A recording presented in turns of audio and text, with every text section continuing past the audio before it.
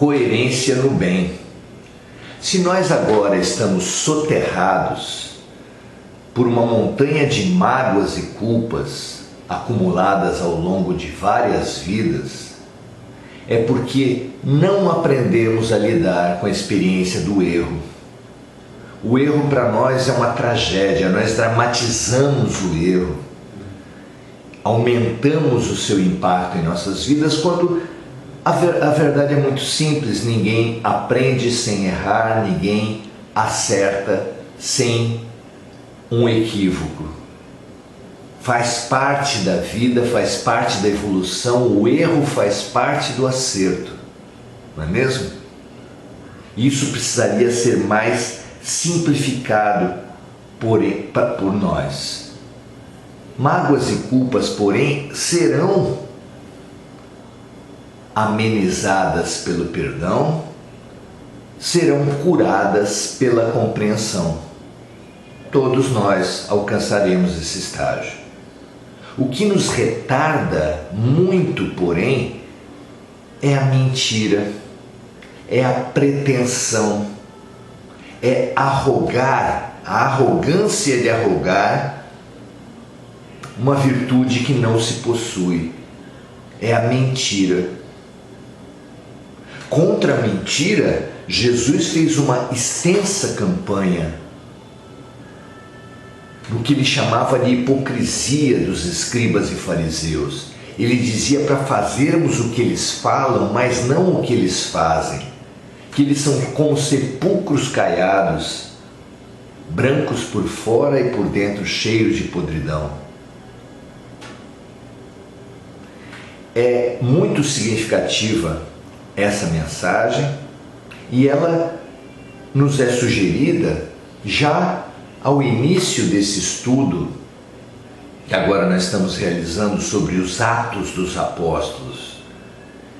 Tão significativo que é esse impulso, essa necessidade de nós realizarmos, de nós praticarmos o que a gente faz.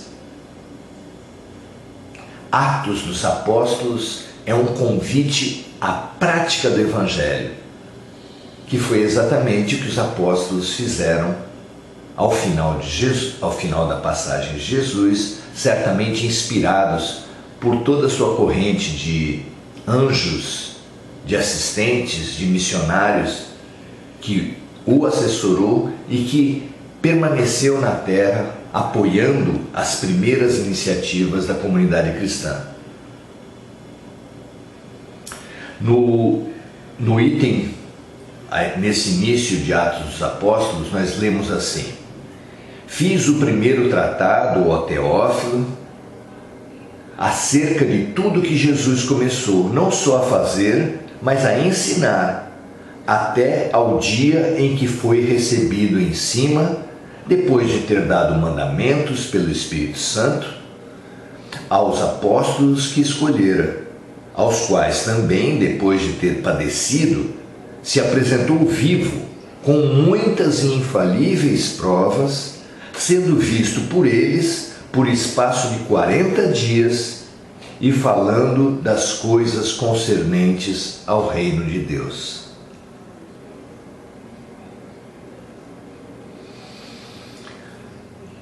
Lucas, que é o autor de Atos dos Apóstolos, ele desenvolvera uma extensa e sólida carreira como médico, inclusive como médico embarcado, trabalhando em navios que eram centrais na estrutura do Império Romano, por ligar todo o mundo conhecido através do mar Mediterrâneo. Quando lidando nesse trabalho como médico com as hierarquias do mundo, atendendo dos mais altos aos mais baixos, sem se iludir com ela.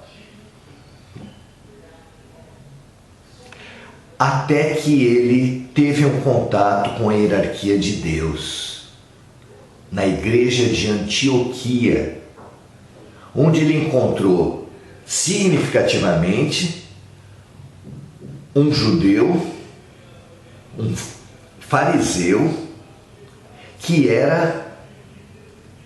fora conhecido como a mais expoente, a maior esperança da raça.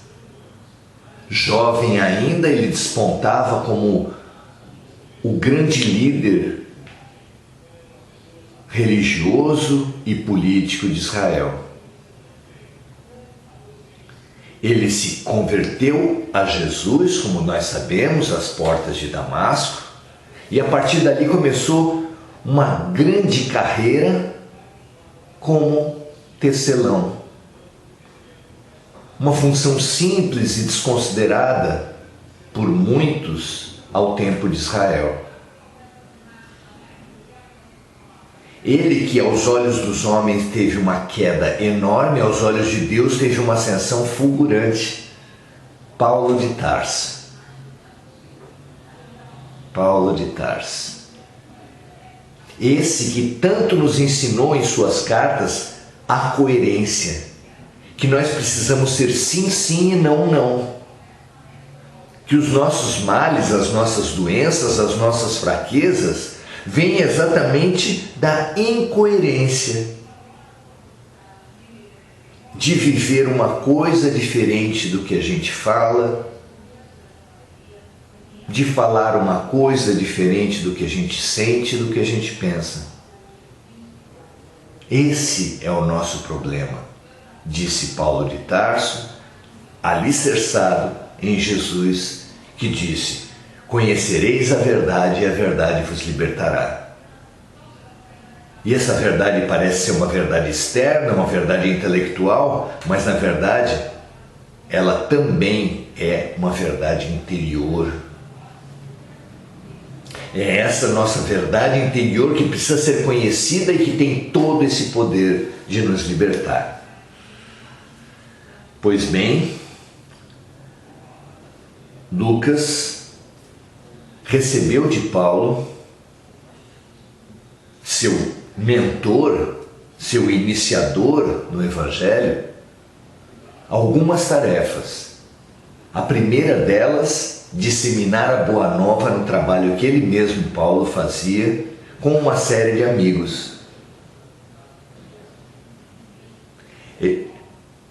Lucas foi mais um dos amigos que se somou a Paulo na tarefa maravilhosa e fundamental e estratégica de disseminar o cristianismo em todo o mundo conhecido. Outra tarefa que ele recebeu foi essa que ele descreveu nesse momento, de realizar um relato da vida de Jesus. Paulo passara alguns dias junto de Maria de Nazaré e se fascinara com os relatos da mãe de Jesus.